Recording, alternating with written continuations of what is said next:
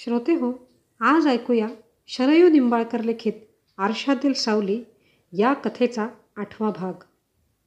आदिती एका जागी थिजल्यासारखी उभी राहून गुरुजींची वाट बघत होती. इकडे अरुण म्हणजेच भामा पूजेची तयारी करण्यात मग्न होता. अरुणने हॉलच्या मधोमध बरोबर आरशाच्या समोर एक मोठं गुलालाचं रिंगण केलं. त्याच्या आतमध्ये काळा बुक्का पसरवून पुन्हा एक जरा जाडसर रिंगण केलं आणि त्याच्यावर वेगवेगळ्या प्राण्यांची हाडे, कवट्या, अर्धी चिरलेली लिंबे एका विशिष्ट पद्धतीने मांडले होते. या सगळ्यांच्या मधोमध त्याने 2 कुंकवाचे भरीव रिंगण घातले होते. त्यापैकी एका रिंगणात त्याने आणलेली ती काळी बाहुली उभी केली आणि दुसऱ्या रिंगणात मात्र आदितीच्या नावाने एक मानवी कवटी ठेवली होती. त्या कवटीजवळ टाचण्या टोचलेलं लिंबू, सुरी आणि सांकेतिक चिन्हे असलेला एक कागद ठेवलेला होता. तेवढ्यात गुरुजी तिथे पोचतात. गुरुजींना तिथे पाहताच आदितीला खूप धीर येतो. पण तिला जरा आश्चर्यच वाटतं.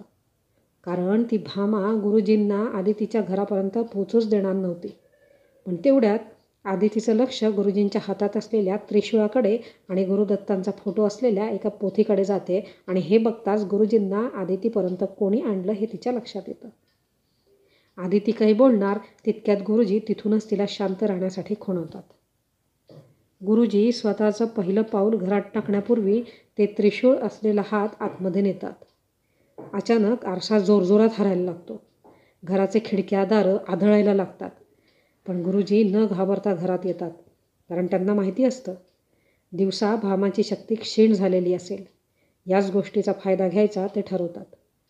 ते त्रिशूळ घेऊन थेट आदितीजवळ जातात.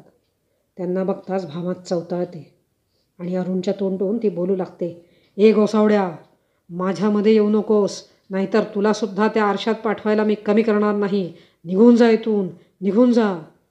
भामा अरुणच्या रूपात किंचाळत असते, जोरजोरात ओरडत असते. तेवढ्यात गुरुजी अरुणच्या समोर त्रिशूळ धरतात. तो त्रिशूळ बघताच अरुण तडफडायला लागतो. जमिनीवर गडाबडा लोळायला लागतो. त्याच्या अंगात आगीचा डोम उसळावा अशा प्रकारे तो तडफडत असतो. तेवढ्यात भामा बोलते, "तुझ्या हातातील त्रिशूळ बाहेर फेक, नाहीतर या तुझ्या अरुणला इथेच संपवेल." पण गुरुजींना माहिती असते की आता भामा धमकी देण्यापलीकडे काहीही करू शकणार नाही. ते शांततेने हळूवार पावले टाकीत अरुणजवळ जातात. पण गुरुजी जवळ येताच अरुणमध्ये असलेली भामा किंचाळते, जोरजोरात ओरडते, "गोसावड्या, लांब हो, दूर हो, गोसावड्या, दूर हो." पण गुरुजी अरुणच्या अगदी जवळ जातात आणि त्याच्या डोक्यावर अलगद हात ठेवतात आणि डोळे बंद करून दत्तगुरूंचं स्मरण करतात. गुरुजींचा हात डोक्यावर येताच अरुणला एक झटका बसतो आणि तो निपचित पडतो. पण त्याचवेळी आरसा पुन्हा जोरजोरात हलायला लागतो आणि आरशातून काळा धूर यायला सुरुवात होते. आरशातून जोरजोरात किंचाळण्याचे, ओरडण्याचे आवाज ऐकायला येतात. "आई गं, आई गं, नको, नको, आई गं." हा आवाज ऐकून आदितीचं काळीज तिळतिळ तुटतं. ती गुरुजींना म्हणते, "गुरुजी, ती माझ्या आजीला त्रास देते आहे हो. काहीतरी करा गुरुजी, काहीतरी करा." गुरुजी म्हणतात, "आपण तिला अरुणचा सहारा घेऊ दिला नाही म्हणून ती चवताळली आहे. पण तू काळजी करू नको, आपण आत्ताच यज्ञ सुरू करू." पण गुरुजी, भामाने सुद्धा इथेच तिच्या काळ्या विद्येचा पसारा मांडला आहे. आदिती काळजीच्या सुरात बोलते. पण गुरुजी तिला मध्येच थांबवत म्हणतात, "आपण सुद्धा तिच्या पूजेच्या शेजारीत यज्ञ मांडणार आहोत.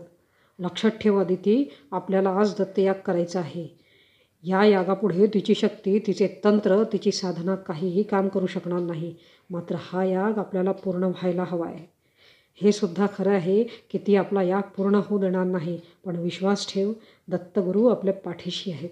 ते सगळं चांगलं करतील. माझे शिष्य मंत्रपठण करतील आणि मी डोळे बंद करून अनुष्ठानाला बसणार आहे.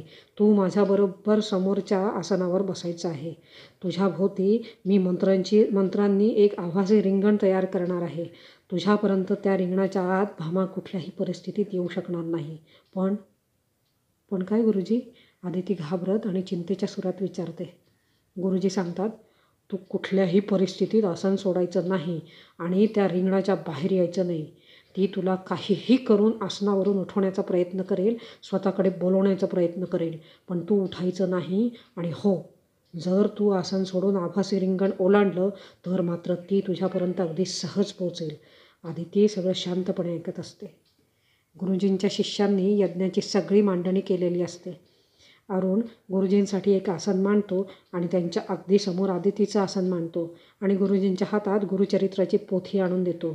ती पोथी बघून आदिती म्हणते, गुरुजी, ही पोथी आणि हे त्रिशूळ वापरून आपण भामेला तो आरसा सोडायला लावू शकतो ना? पण तिला थांबवतच गुरुजी म्हणतात, ती आरसा सोडेल हे तुझं घर देखील सोडेल, पण ती तिचं ध्येय साध्य करण्यासाठी भटकत राहील आणि संधी मिळताच पुन्हा तुझ्या शरीरावर कायमचा ताबा मिळवेल आणि मग मात्र तुला तिच्या कैदेतून सोडवणं केवळ अशक्य होऊन जाईल. ती तिच्या दुष्ट विचारांमध्ये अलगद यशस्वी होईल आणि हा मायावी आरसा पुन्हा त्याच्या दुसऱ्या सावजाच्या शोधात राहील आणि हे दुष्टचक्र पुन्हा असंच चालू राहील. मग मात्र आपण काहीही करू शकणार नाही.